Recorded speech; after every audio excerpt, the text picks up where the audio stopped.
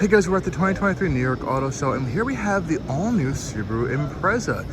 This is a next generation Impreza, and there's a lot of weird things that have happened along with this new car. The sedan is dead, and we only have a hatchback, and there's no more manual, and we only have a CVT. And it's a lot to throw out at once, but there's a lot that's changed in this segment. Sedans just aren't selling anymore, and believe it or not, people do really still love the Impreza hatchback. So what do they do for this new model year? So it gets the same new face pretty much as the new Crosstrek, though the grille isn't as in kind of like 3D texture. It's a little more traditional in the grille shape design. And I actually think it looks pretty sleek up front. I do like this red paint. Now this is actually the return of the RS trim actually. Of course there's no STI anymore, and the sport trim is now being replaced by this.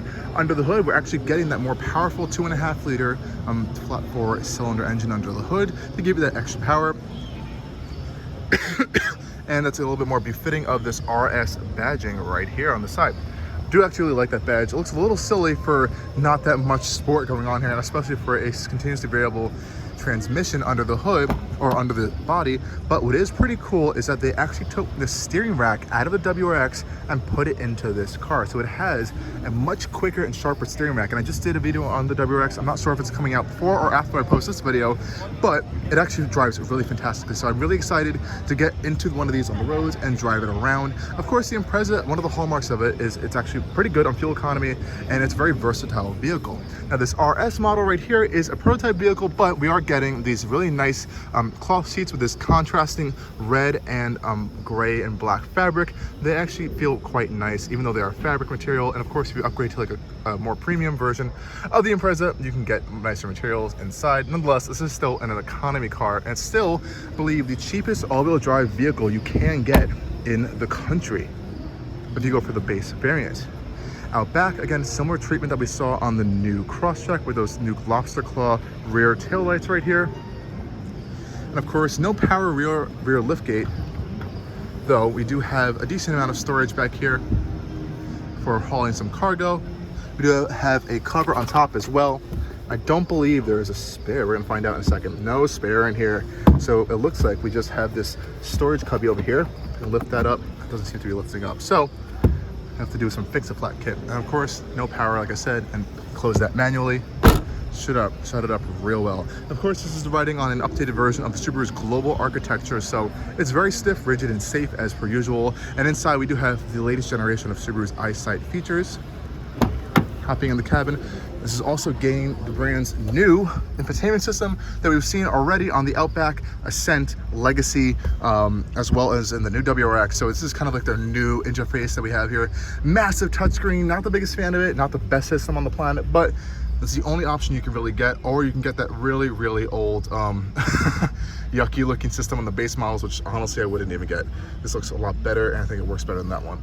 Over here we have a wireless charging mat, as well as a traditional center console storage. Nothing too crazy there.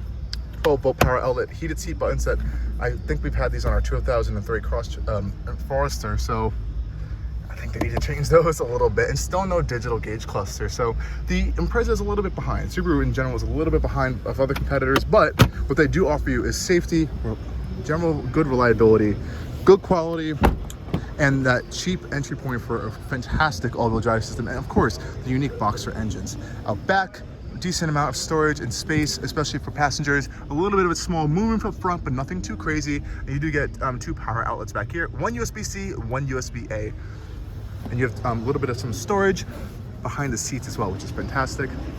And this RS trim is rocking black rims. I actually think they look pretty good. They look very similar to the ones on the WRX, believe it or not, actually. I think they look decent enough, nothing too crazy. But again, this isn't a super sports car or anything. It's just a simple old Impreza.